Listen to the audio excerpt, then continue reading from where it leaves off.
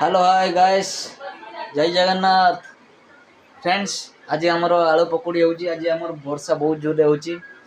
तो आम घर होची बालेश्वर। तो आम बालेश्वर भाई मैंने आम बालेश्वर भाई मैंने मत बहुत सपोर्ट दौना। तो आपण मैंने बहुत भुवनेश्वर आमर जो पुरी रे भाई मैंने मत बहुत सपोर्ट कर। तो आपण आम वीडियो माध्यम आज आमर आलू पकोड़ी होची। आज पूरा वर्षा पागरे तो आपण मैंने देखिपारे आम वर्षा पागर आज आलू पकोड़ी केमती होची। चलतु देखा आलू पकोड़ी केमती होची। चलतु ये आलू पकोड़ी देखंतु आमर केमती आलू छोट छोट करी काटा होची। ये देखुचंती आपण माने आम कुनी मामा पूरा जगी बसन से आलू पकोड़ी हेले खाली खाइबे। से देखंतु केमती आलू पकोड़ी पई जो आलू काटा जाइतला से आलू केमती धरुचंती देखुचंती। से खाली पानी घांटीबे आ आलू घांटीबे। ये देखंतु केमती हाथ बढ़ुचंती। तो चलतु नेक्स्ट प्रोग्राम आमर आलू आमर बेसन गुड़ा जीव आपन देखिए।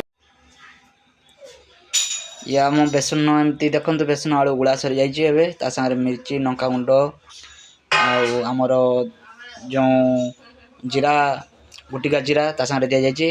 आपन को केमती होची ताको आपन को देखेबी केमती छांका जीव। तो एबे चलतु आम नेक्स्ट छाकीबा। एबे चलतु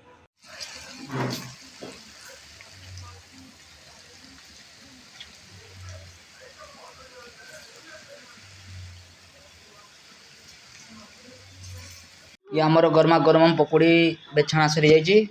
आप देखुं आम कुनी झी पकोड़ी पाखे आसिक बसी पूरा जगिकी से खाइब आगे तापर जाऊ जी खाइब। चलतु आम कुनी मामा को आगे टे दबा तापर आम खाइबू। ये देखो कुनी मामा आगे खाइले तापर आम जा अनुकूल आरंभ करूँ। पूरा टेस्टी टेस्टी पूरा है। आपण खाइले भी आपण मैंने पूरा टेस्टी टेस्टी खाइबा है। आपण मैंने देखिले एमती आपण बनतु आउ एमती डिश बनईकि आपण मैंने खातु माने वर्षा पागरे रोची। जय जगन्नाथ। वीडियोटी भल लगे लाइक शेयर कमेंट करेंगे और सब्सक्राइब करेंगे निहाती। रोची जय जगन्नाथ।